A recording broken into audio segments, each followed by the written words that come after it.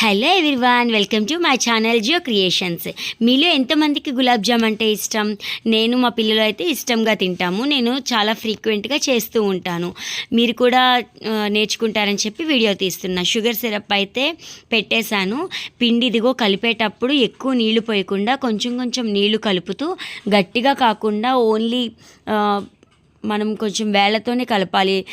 చపాతీ పిండిలాగా గట్టిగా కలపకూడదు.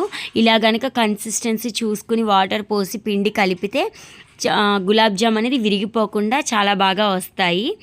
అప్పుడు కూడా మనం లో మీడియం ఫ్లేమ్లో కనుక అడ్జస్ట్ చేసుకుంటూ వేయిస్తే లోపల దాకా వేగి సిరప్ని బాగా పీల్చుకుంటాయి గులాబ్ జామ్ అనేది. చూసారు కదా, పిండి నేనైతే ఇలాగ అన్ని వాటర్ సరిపోయింది. ఆ వాటర్ తోటే మెల్లిమెల్లిగా డౌని ప్రిపేర్ చేసేసుకుంటున్నాను. ఇది బాల్స్ చేసేటప్పుడు కొంచెం ఆయిల్ చేతికి రాసుకుని బాల్స్ లాగా చేస్తే కనుక మనకి గులాబ్ జామ్స్ షేప్ అనేది రౌండ్గా చాలా బాగుంటుంది. నేను ముందుగా ఆయిల్ డీప్ ఫ్రైకి పెట్టేసుకున్నాను. సిరప్ కూడా షుగర్ సిరప్ కూడా రెడీ అయిపోతుంది.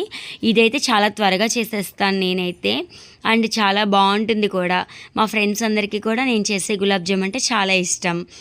ఇలాగా అదిగో డీప్ ఫ్రై చేసేసి గోల్డెన్ బ్రౌన్ వచ్చేదాకా గులాబ్ జామ్స్ వేయించేసి వాటిని ఒక ముందు ప్లేట్లోకి తీసుకుని తర్వాత ఆయిల్ వేరే బౌల్లో వేసి షుగర్ సిరప్ అనేది వేస్తాను నేను ఇలాగా.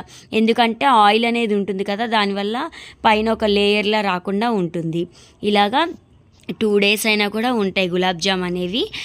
దీంట్లో వెనిలా ఐస్ క్రీమ్ కలుపుకొని కనుక తింటే చాలా బాగుంటుంది. Thank you for watching. Please like, share and subscribe my channel.